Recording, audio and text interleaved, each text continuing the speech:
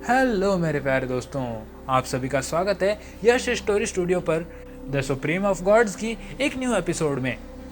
हमारी इस स्टोरी में 18 प्लस मोमेंट्स जैसे लड़ाई झगड़ा मारकाट खून खराबा और भी बहुत से रोमांटिक सीन हैं, तो प्लीज़ अपने मम्मी पापा की परमिशन लेकर ही देखना। अगर ऐसी स्टोरी सुननी है तो हमारे चैनल को सब्सक्राइब कर लो, और अगर स्टोरी अच्छी लगे तो लाइक और शेयर ज़रूर कर देना। कमेंट में ज़रूर बताना कि स्टोरी कैसी लगी तुम्हें।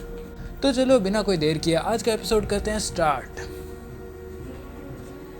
निशांत के बुरी तरीके से घायल होने की वजह से दीक्षित परिवार के सारे लोग उस टाइगर किंग का पीछा नहीं कर पा रहे थे। यश ने मौके पर चौका मारते हुए उस टाइगर किंग को जान से मार दिया था, लेकिन इसी के साथ वहां पर दीक्षित फैमिली के लोग भी आ धमके थे। और उसी ग्रुप में रवि नाम का एक लड़का बार बार यश से पंगे लेने की कोशिश कर रहा था, तो यश ने भी बिना ज्यादा देर किए उस लड़के की गुद्दी नाप दी थी। लेकिन बाद में नितिन, जो कि उस ग्रुप का फर्स्ट लीडर था, उसने बीच में आकर सारी की सारी गलत फहमियां दूर कर दी थी। इसके बाद वो यश को उस नेगोशिएशन के लिए मनाने भी लगा था, और आखिरकार यश उसकी बातें मानकर 60-40 के रेशियो पर अटक चुका था। यश ने उस बाघ के शरीर का 60% हिस्सा खुद रखने और बाकी का 40% हिस्सा दीक्षित फैमिली को देने की बात की थी, जिस पर नितिन भी राजी हो गया था। और फिर देखते देखते यश वहां से चला भी जाता है। और फिर आधे दिन बाद यश अपने हाथों में 3 बड़े बड़े थैले लिए सूर्यगढ़ की ओर लौटता जा रहा था। अब तक वो आधे से ज्यादा रास्ता तय कर चुका था और अब वो बस सूर्यगढ़ के करीब ही था। देखते देखते थोड़ा टाइम और गुजर जाता है और यश इस समय मरे हुए जानवरों को बेचने वाली दुकान में खड़ा था। और यश यहाँ पर अपने सारे के सारे किए हुए शिकार को बेचने आया था। काले धब्बे वाला जंगली सुअर, इसके लगभग 395 चांदी के सिक्के होंगे। सुनहरे पैटर्न वाला सांप, गोल्डन स्पॉटेड स्नेक, इसके लगभग 420 चांदी के सिक्के। और ये 5 पॉइजनस कन खजूरा या सेंटीपीड, इसके लगभग 210 चांदी के सिक्के होंगे। यहाँ तक तो वो दुकान का मालिक और उसका हेल्पर बिल्कुल सामान्य भाव के साथ एक एक करके इन जानवरों की कीमत जोड़ते जा रहे थे। अब आता है मेटल पैकर ईगल। हैं? मेटल पैकर ईगल ये यहाँ पर क्या कर रहा है? उस दुकान का मालिक तो सिंपली एक एक करके जानवर गिनता जा रहा था। वहीं जब मेटल पैकर ईगल की बात आई तो वो दुकानदार पहले तो बोल चुका था, लेकिन उसके बाद दुकान के मालिक और उसके हेल्पर के दोनों के चेहरे के भाव थोड़े बदल गए थे। और इस वक्त वो दोनों हैरानी के साथ एक दूसरे को देखकर मन ही मन सोच रहे होते हैं, एक सेकंड, ये बाज तो खूंखार जानवरों की श्रेणी में आता है। इतना ही नहीं, इसकी स्पीड और इसका डिफेंस हैरान कर देने वाला है, इसलिए इन्हें मारना बहुत ही मुश्किल होता है। यहाँ तक कि चौथी रैंक का योद्धा भी शायद इनमें से किसी एक को मार पाए, और इसीलिए इनकी कीमत बाकी के जंगली जानवरों की तुलना में बहुत ज्यादा होती है। लेकिन उनको असली शौक तो अब लगने वाला था, क्योंकि यश ने अपने उस बैग से 2 मेटल पैकर ईगल और निकाल लिए थे, और अब वहां पर टोटल 3 मेटल पैकर ईगल थे। मेटल पैकर ईगल, ऊपर से ये 3 है, और हर एक की कीमत 1100 चांदी के सिक्के होती है। दुकानदार इस टाइम बहुत ही ज्यादा हैरान लग रहा था, लेकिन फिर भी वो जैसे तैसे अपनी उस हैरानी से बाहर आकर यश को ये कीमत बता देता है। हैं? 1100 चांदी के सिक्के? यश इस समय थोड़ा हैरान था। ये एक अकेला बाज ही उसकी उम्मीद से कहीं ज्यादा कीमती निकला था। ऊपर से एक बाज को मारना एक ही लेवल के बहुत सारे जंगली जानवरों के मारने के बराबर था, और यश अब मन ही मन यही सब सोच रहा था। और फिर कुछ देर बाद यश ने अब तक अपने शिकार किए गए सारे के सारे जंगली जानवर बेच मारे थे, और अब यश के पास बस एक ही थैला बचा था। उसके दोनों थैलों में तो बहुत से जादुई जानवर थे जो कि अब तक सलट चुके थे, लेकिन वो एक थैला अब तक जैसा का तैसा पड़ा था। और फिर वो दुकानदार उन सारे के सारे जंगली जानवरों की कीमत जोड़ने लगता है। बच्चे, तुम्हारे शिकार किए गए सारे के सारे जानवर मिलाकर यहाँ पर 5850 चांदी के सिक्के होते हैं। और इसी के साथ उस दुकानदार ने उन सारे के सारे जानवरों की लास्ट प्राइस बता दी थी। वहीं दूसरी ओर यश का दिल तो अभी बहुत ही तेजी से धड़कता जा रहा था। 5850 चांदी के सिक्के। उसे अच्छे से पता था कि हर महीने उसे सिर्फ 10 चांदी के सिक्के मिलते थे, वो भी परिवार की ओर से, जब वो रैंक 1 पर था। इसके बाद जब वो रैंक 2 पर हुआ तो उसे 20 चांदी के सिक्के मिलने लगे थे, लेकिन यहाँ तो उसकी कमाई उन 20 चांदी के सिक्कों से बहुत ज्यादा हो चुकी थी। उसने आज तक अपनी पूरी जिंदगी में 100 से ज्यादा सिक्के एक साथ नहीं देखे थे। लेकिन मजे की बात तो ये थी कि यश के हाथ में अब भी एक बंद बैग पड़ा था, जो कि पूरी तरीके से पैक था। तो बच्चे, चलो मैं एक काम करता हूँ, मैं तुम्हारी बहादुरी के लिए तुम्हें टोटल 5900 चांदी के सिक्के दूंगा। और दुकानदार इस समय यश को एक चालाकी भरी मुस्कान के साथ देखता जा रहा था। वहीं यश को भी अच्छे से पता चल गया था कि उसकी नजरें कहाँ पर है, और इसी वजह से फिर वो बिना मोल भाव किए उस दुकानदार को कहता है ठीक है जैसा आप चाहें। उसे अच्छे से पता था कि वो दुकानदार अभी उसे मस्का लगा रहा है, लेकिन फिर भी उसे ये अच्छा लग रहा था और यश की इसी हाँ के साथ वो सौदा पक्का हो चुका था, जिसके साथ ही वो दुकान का मालिक यश को 5,900 चांदी के सिक्कों की एक पोटली थमा देता है। हाँ तो बहादुर बच्चे, अब तुम कहाँ जाने वाले हो? ये कहते हुए भी उस दुकानदार की नजरें अब भी उसी पोटली पर टिकी थी और इसी वजह से यश आखिर में हार मानकर कहता है हाँ ठीक है, समझ गया। और इसी के साथ यश उनसे पूछ लेता है, सुनिए, क्या यहाँ पर मैं डेथली बीस्ट को भी बेच सकता हूँ? यश अच्छे से जानता था कि उस दुकानदार ने उसे किस लिए मस्का लगाया था और फिर से उसकी नजरें क्यों बार बार उस पीछे पड़ी पोटली पर जा रही थी, और इसी वजह से यश भी उसकी बात के साथ देता है। यश को अच्छे से पता था कि अभी उसे इस बाग का भी कुछ न कुछ करना ही पड़ता, इससे अच्छा वो यहाँ पर इसका कुछ न कुछ कर देता। और मानो उस दुकानदार को तो यश के इसी सवाल का इंतजार था, जिस वजह से वो तपाक से बोल पड़ता है, ओहो बहादुर बच्चे, तो क्या तुम ये कह रहे हो कि तुम्हारे पास डेथली बीस्ट की बॉडी है? उस दुकानदार की आंखों और पूरे के पूरे शरीर में इस समय एक ऐसी चमक दिखाई दे रही थी जैसे वो अभी के अभी एनर्जी ड्रिंक पी कर आया हो। कह सकते हो, यश थोड़ा सोच कर बोलता है। उस दुकानदार के इतने ज्यादा एक्साइटेड हो जाने के बाद में भी यश बिल्कुल नहीं डर रहा था और फिर धीरे धीरे वो अपना आखिरी थैला भी खोलने लगता है। ये वही थैला था जिसको उसने अब तक टच नहीं कर रखा था और देखते देखते यश हल्के से उस थैले को खोलने लगता है, लेकिन उस थैले को थोड़ा सा खोलते ही उसमें से एक भयानक औरा बाहर निकलने लगता है। ये डेडली और खूंखार औरा उसी टाइगर किंग का था जिसे यश और नितिन ने मिलकर अधमरा कर दिया था, लेकिन फिर वो वहां से मौका देखकर भागने में कामयाब रहा था और नितिन भी थक कर बेहोश हो गया था, जिस वजह से यश ने मौके पर चौका मारकर उस टाइगर किंग को जान से मार दिया था। टाइगर किंग, ये सब तो एक असली टाइगर किंग की चीजें हैं, मतलब एक असली टाइगर किंग के बॉडी पार्ट्स, उसके पंजे, उसके दांत, उसकी खाल और उसकी बाकी की बची हड्डियां जो कि कीमती हो सकती थी। हाँ ये अधूरी तो है, लेकिन फिर भी ये 60% हिस्सा तो होता ही है एक टाइगर किंग के बॉडी पार्ट्स का। तो क्या सच में इस एक अकेले लड़के ने उस पूरे के पूरे टाइगर किंग को ही मार दिया? उस दुकानदार का चेहरा अब तक पूरी तरीके से पीला पड़ चुका था और फिर वो अविश्वास से यश को देखने लगता है, मानो उसे यकीन ही ना हो रहा हो कि यश ने उस डेडली टाइगर किंग को जान से मार दिया। लेकिन सच में ये यकीन करने वाली बात तो बिल्कुल नहीं थी। दुकानदार के पास खड़ा उसका हेल्पर भी ये सब देखकर दंग पड़ा था। वो खुद भी यकीन नहीं कर पा रहा था कि एक मार्शल पाथ की दूसरे रैंक का डिसाइपल एक डेडली बीस्ट को मार सकता है। हालांकि स्टील पैकर ईगल को भी एक खूंखार जानवर या कहीं डेडली बीस्ट कहा जाता था, लेकिन उसे सिर्फ इस रैंक के करीब माना जाता था क्योंकि उसका डिफेंस और उसकी स्पीड, इन दोनों को मिक्स करके उसको इतना एडवांटेज मिल जाता था कि वो एक डेडली बीस्ट का मुकाबला कर सके। क्योंकि इसी वजह से कोई रैंक 4 का कल्टीवेटर भी उसे आसानी से नहीं मार सकता था। लेकिन यहाँ ये टाइगर किंग तो एक असली डेडली बीस्ट था। उन दोनों को ये अच्छे से पता था कि एक अकेला डेडली बीस्ट भी एक असली मार्शल आर्टिस्ट के बराबर होता है, यानी रैंक 4 के मार्शल आर्टिस्ट से ऊपर। और यही एक वजह थी जिसकी वजह से उन दोनों को ही यश पर बिल्कुल भी यकीन नहीं हो पा रहा था। अरे आप लोगों को क्या लग रहा है, इसे मैंने अकेले ने मारा है? मेरी इतनी औकात कहाँ है? वहाँ पर हम लोग टोटल 6-7 लोग थे जिन्होंने मिलकर इस बाघ का शिकार करने की कोशिश की थी, लेकिन इसी चक्कर में हम में से एक मारा गया और दूसरा इस वक्त बुरी तरह घायल है और इसीलिए मैं यहाँ पर इन्हें बेचने आया हूँ। और इतनी सारी मशक्कत के बाद हम आखिरकार इसे मार पाए थे। तो आप समझ गए होंगे है ना? यश की सफाई से उस दुकान के मालिक और उसके चेले को थोड़ी तो राहत मिली थी। जिस समय वो दुकानदार और उसका चेला थोड़ी राहत की सांस ले रहे थे, उसी टाइम उस दुकानदार को यश के कपड़ों में छिपा उसके शर्मा खानदान का एम्बलम दिख चुका था, जिस वजह से उसकी इस लड़के को धोखा देने की हिम्मत भी नहीं हो रही थी। इस पूरे सूर्यगढ़ में शर्मा, दीक्षित और चौधरी खानदान का बहुत ज्यादा रुतबा था। 16,000 चांदी के सिक्के।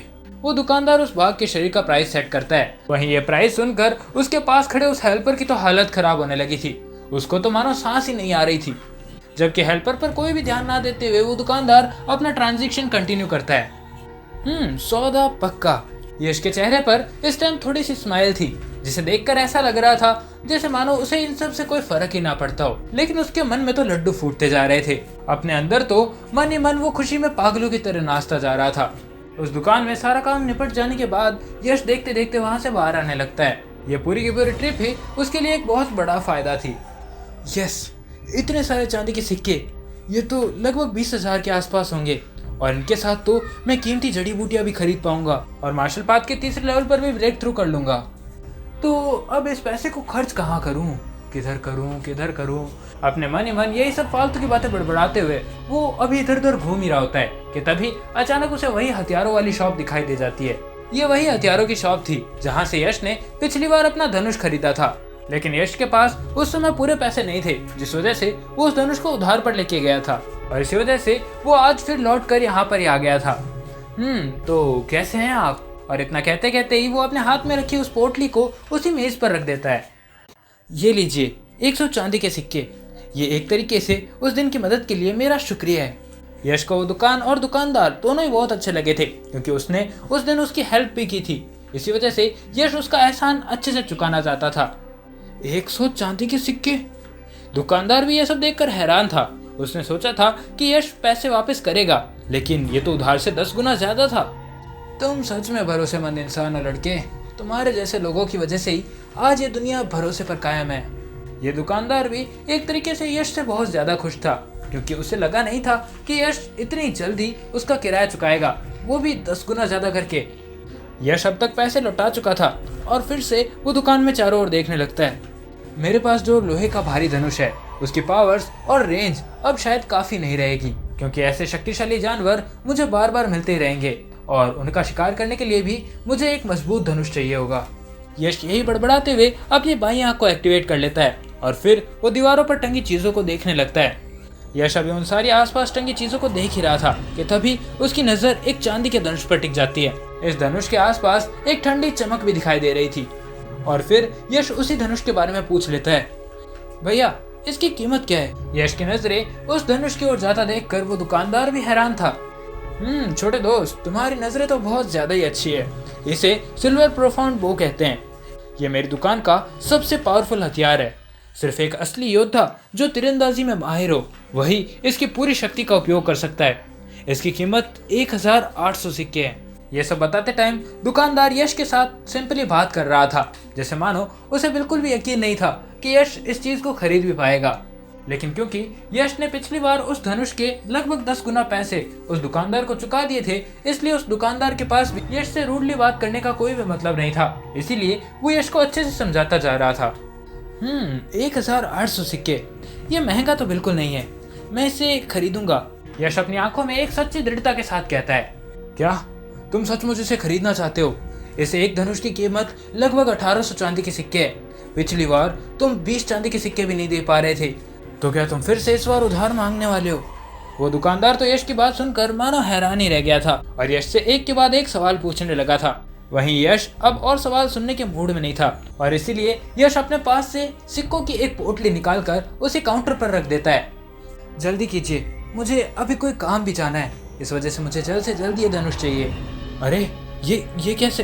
दुकानदार के तो अब तक होश उड़ चुके थे।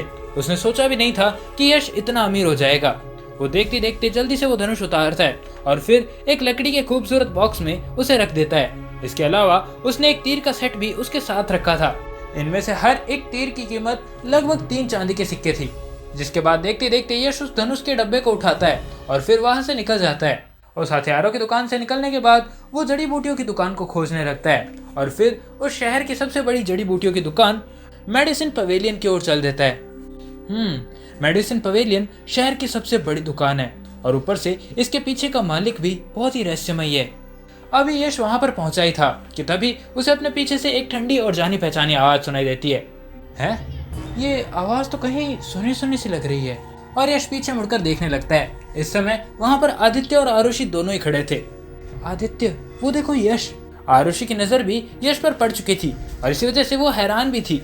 जबकि पीछे मुड़ रहे यश ने उसे देखकर बस अपना सर हिलाया और फिर से अपनी लाइन में आगे बढ़ने लगा और देखते देखते उस मेडिसिन पवेलियन के अंदर एंटर कर गया। लेकिन यहाँ पर एक अंजलि नहीं थी जिसकी आंखें यश पर टिकी थी। इस समय तक आदित्य ने भी यश को देख लिया था। वो तो वो कीड़ा यश है ना, उसे भी इस मेडिसिन पवेलियन में आने का हक है। यहाँ की हर दवा उसकी कई सालों की कमाई के बराबर होगी। आदित्य इस समय उसकी पीठ पीछे उसकी बुराई और बेइज्जती करते हुए हंसता जा रहा था, जबकि आरुषि चुपचाप वहीं पर खड़ी होकर ये सब देखती जा रही थी। उसे लग रहा था कि यश के परिवार के बैकग्राउंड को देखते हुए लगभग 100-150 से ज्यादा सिक्के खर्च करना उसके बस की बात तो बिल्कुल नहीं होने वाली थी। जहां बाहर खड़े आदित्य और आरुषि अपनी अलग अलग सोच में मगन थे, वहीं दूसरी ओर अंदर जाकर यश ने ब्लड जिनसिंग की तलाश शुरू कर दी थी। ये तीसरी रैंक तक पहुंचने के लिए खून के बहाव को तेज करने वाली सबसे जरूरी चीज थी। और फिर देखते देखते उसे एक ब्लड जिनसिंग की रैंक दिखाई देती है जिस पर उनका टाइम और उनके प्राइस लिखे थे। 100 साल पुराना ब्लड जिनसिंग 500 सिक्के, 200 साल पुराना 1000 सिक्के, 300 साल पुराना 3000 सिक्के, 500 साल पुराना 10,000 सिक्के। यश इस समय वहां पर लगे जिनसिंग की कीमतें देखता जा रहा था। उसे अच्छे से पता था कि तीसरी रैंक का योद्धा अधिकतम 500 साल पुराने जिनसिंग को ही झेल पाएगा। आदित्य, अगर मुझे 200 साल पुराना ब्लड जिनसिंग मिल जाता तो मैं आधे साल के अंदर ही दूसरी रैंक पर पहुंच जाती। आरुषि बड़े प्यार भरे अंदाज और आवाज में आदित्य को यह सब कहती जा रही थी, जबकि उसकी आवाज सुनकर आदित्य बड़ी ठंडी आवाज में कहता है, नहीं, ये सब पॉसिबल नहीं है। मैं तुम्हें सिर्फ 100 साल पुराना ब्लड जिनसिंग ही दिला सकता हूँ। मुझे भी खुद की इनर स्ट्रेंथ की ट्रेनिंग के लिए कीमती जड़ी बूटियों की जरूरत है। आदित्य की यह आवाज इस समय बड़ी बेरुखी और अपने स्वार्थ से भरी लग रही थी। अभी उन दोनों का ये सब तू मैं चलता ही जा रहा था कि तभी वहां पर यश की आवाज गूंजने लगती है जिसमें बहुत ही ठंडक महसूस हो रही थी। दुकानदार, मुझे 200 साल पुराने ब्लड जिनसिंग और एक 300 साल पुराना ब्लड जिनसिंग दे दीजिए। लेकिन यश की इस आवाज के बाद तो मानो वहां पर आसपास सन्नाटा ही छा गया था। आसपास के सारे लोग यश की ओर ही देख रहे थे। 300 साल पुराना ब्लड जिनसिंग, कहीं तो फेंक तो नहीं रहा। और जैसा कि एक्सपेक्टेड था, ये आदित्य की आवाज थी जिसने तिरस्कार के साथ यश को डांटा था। उसे बिल्कुल भी विश्वास नहीं था कि यश इतना पैसा भी कभी खर्च कर पाएगा। जबकि उस आदित्य की बात पर ध्यान ना देते हुए वो दुकानदार बोल पड़ता है, 200 साल पुराने जिनसिंग और एक 300 साल पुराना जिनसिंग, कुल 5400 सिक्के तुम्हारे हुए हैं बच्चे।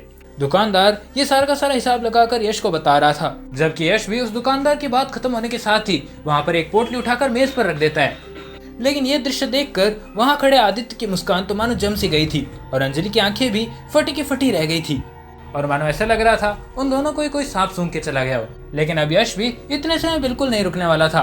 वो देखते देखते वहां से ब्लड रिप्लेनिशिंग पिल और कुछ हाई क्वालिटी की हीलिंग पिल्स ले लेता है और फिर उनका हिसाब करवा कर दुकान से बाहर निकल जाता है। और इस पूरे के पूरे टाइम आरुषि शर्म के मारे यश की आंखों में भी नहीं देख पाई थी।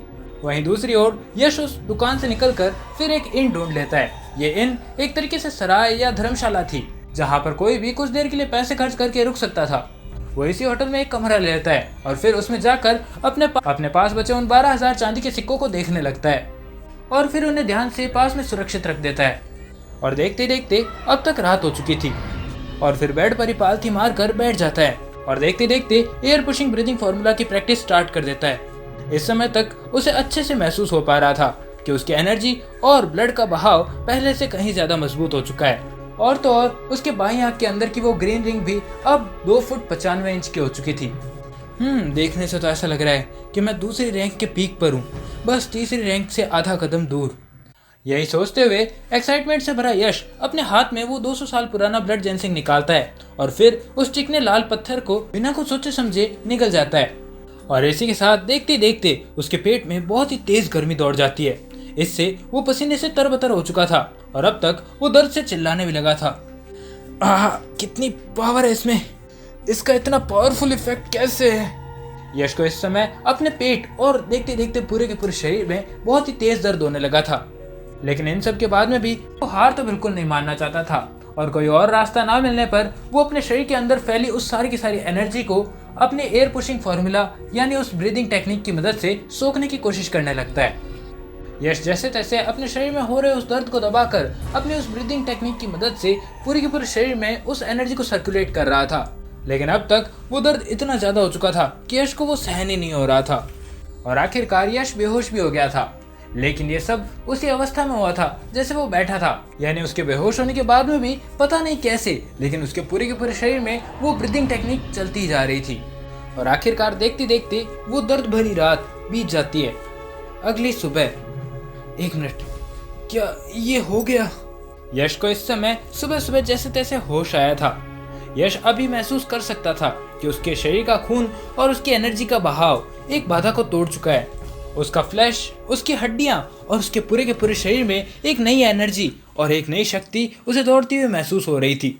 यश अब भी उसी अवस्था में बैठा था, यानी पलाथी मारकर वैसे ही बैठा था जैसे वो रात को उस बेड पर बैठा था। और ये देखकर यश को कुछ कुछ समझ आने लगता है और फिर वहां से खड़ा होकर यश अपने पूरे के पूरे शरीर को स्ट्रेच करने लगता है।